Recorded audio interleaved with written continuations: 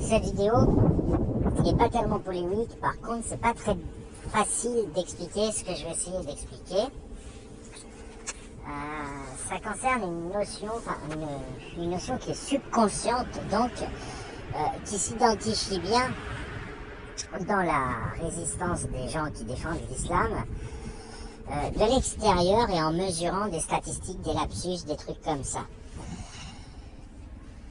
Ce sont les mots qu'ils utilisent pour dénoncer les islamo-critiques. Alors bon, l'islam globalement en moyenne est une mafia, comme chacun le sait, organisée pour exécuter les gens qui blasphèment. Mais les exécuteurs assument un islam rigoriste, salafiste, celui de Daesh, des talibans, etc. Mais par ailleurs, vous n'avez pas que des musulmans qui se désolidarisent complètement de la version radicale. C'est mélangé. Ceux qui s'en désolidarisent, ils disent rien, ils viennent pas sur les réseaux. Quand ils y viennent, ils prennent des pseudos qui fait nulle part apparaître qu'ils ont envie de discuter d'islam. Mais vous en avez d'autres qui simulent ou qui sont sincèrement à croire eux-mêmes qu'ils sont modérés et qui en fait sont d'une extrême violence. Je vais prendre un exemple. Aujourd'hui, je me suis fait traiter encore une fois, pour la 1000e fois de fou, par des gens qui trouvent que mes propositions d'interdire l'islam et d'en faire un crime contre l'humanité, un pédocrime contre l'humanité, et de retirer de la Constitution son immunité, c'est-à-dire de faire que les gens qui défendent l'islam puissent être passifs de poursuites ordinaires et qu'ils ne puissent pas répondre c'est ma croyance. Quand ils m'entendent dire ça, et quand ils m'entendent dire aussi que ça rend malade et handicapé à vie si on se laisse, si on fait pas un effort, ils sont catastrophés. On a l'impression, vraiment, mais vraiment, on a l'impression qu'ils voudraient que ce type de discours soit accusé d'extrémisme. Et là, je voudrais vraiment qu'on comprenne bien pourquoi. Parce que la seule chose qu'on leur demande, c'est d'apostasier. Ça mange pas de pain, ça va pas loin, ça changera pas leur vie, quoi. Ils cesseront juste d'être musulmans. Mais cesser d'être musulmans, c'est pas mourir. Et d'ailleurs, votre vie change pas, contrairement à ce qu'on croit. Ça change rien que vous pensiez ou pas que le Coran vient de Dieu. En réalité, par contre, ça vous aide de savoir qu'il ne vient pas de Dieu parce que ça vous évite des bêtises. C'est contraignant de se forcer à croire et de lutter avec soi-même pour ne pas douter qu'il vient de Dieu.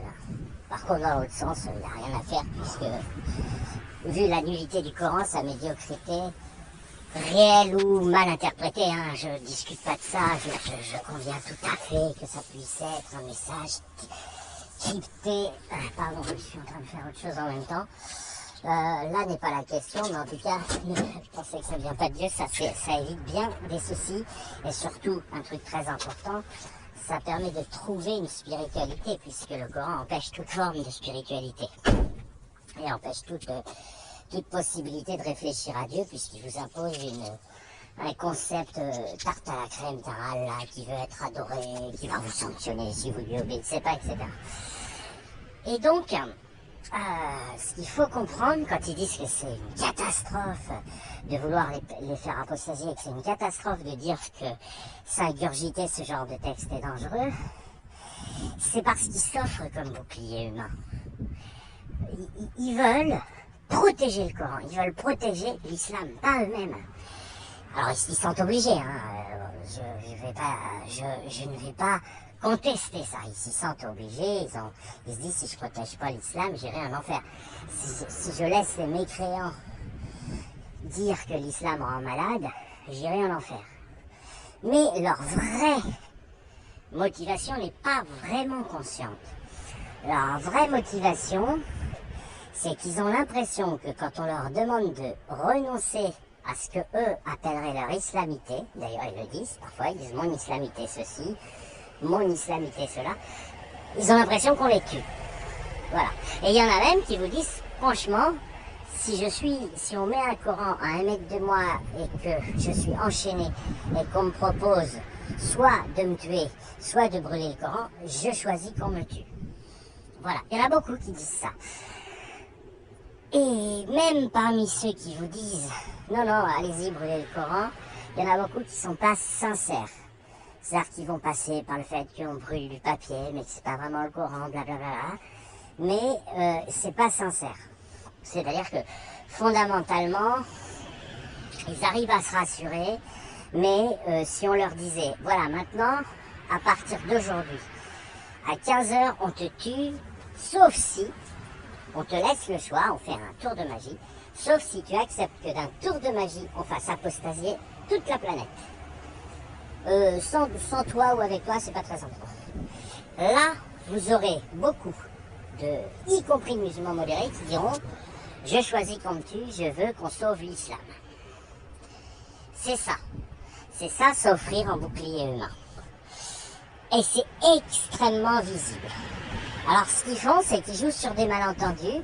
Donc, quand on critique l'islam, ils vont dire « Regardez ce qu'ils disent sur les musulmans, ces gens méchants, racistes, islamophobes, etc. » Il y en a même qui vont jusqu'à... Bon, évidemment, ils ne sont pas de bonne foi, mais il y en a même qui iront jusqu'à dire qu'on propose d'exterminer un peuple. Alors, évidemment, ils mentent. Et ils savent que c'est faux, et puisqu'il n'y a qu'à lire ce que les gens islamo-critiques disent. Mais, quand ils le disent, il y a un fond. Il y a un fond qui est sincère. C'est que, pour eux, ils vivent l'idée que on ferait disparaître l'islamité ou qu'on interdirait les pratiques de l'islam de manière assez profonde. Hein. Je parle pas d'interdire juste le voile. Je parle vraiment de fermer les mosquées, de ceci, de cela. Qu'il n'y ait plus d'islam visible sur la place publique. Évidemment, on ne va pas aller embêter les gens chez eux et que les familles n'aient pas le droit de mutiler leurs enfants en leur inculquant l'islam. Bon, quand on dit ça, ils considèrent que c'est un génocide. Voilà. Et quand ils disent que c'est un génocide, bien sûr, il y a 90% de mauvaise foi, puisqu'on ne propose pas de toucher à qui que ce soit, ni de faire du mal à qui que ce soit. Mais il y a, allez, 10-15% de bonne foi. Et ces 10-15% de bonne foi, ils viennent ils font l'équivalence. Tuer mon islamité, c'est me tuer. Vous vous rendez compte à quel point c'est grave. C'est-à-dire que ce sont des gens qui... Imaginez des platistes, des gens qui disent que la Terre est plate. Il y en a d'ailleurs qui sont comme ça. Et qui alimentent et entretiennent des sites internet qui ont de plus en plus de succès avec le temps, où ils se mettent à avoir 50 000 abonnés autour de ce thème, autour de la défense de l'idée que la Terre est plate. Eh bien, ils seraient un peu pareils. S'ils découvrent que la Terre est ronde, ça fait s'écrouler, ils ont l'impression que ça fait s'écrouler leur vie, parce qu'ils ont tout investi dans ce type de site internet. Et donc, pour eux, rappeler juste que la Terre est ronde, ou pour les musulmans, rappeler que Allah n'a pas dicté le Coran et que le Coran est une invention, et que d'une manière générale, les religions sont des inventions, et ça se voit, on a des critères, il n'y a pas... Voilà. Ils ont l'impression d'être tués, qu'on les vide d'eux-mêmes, quoi.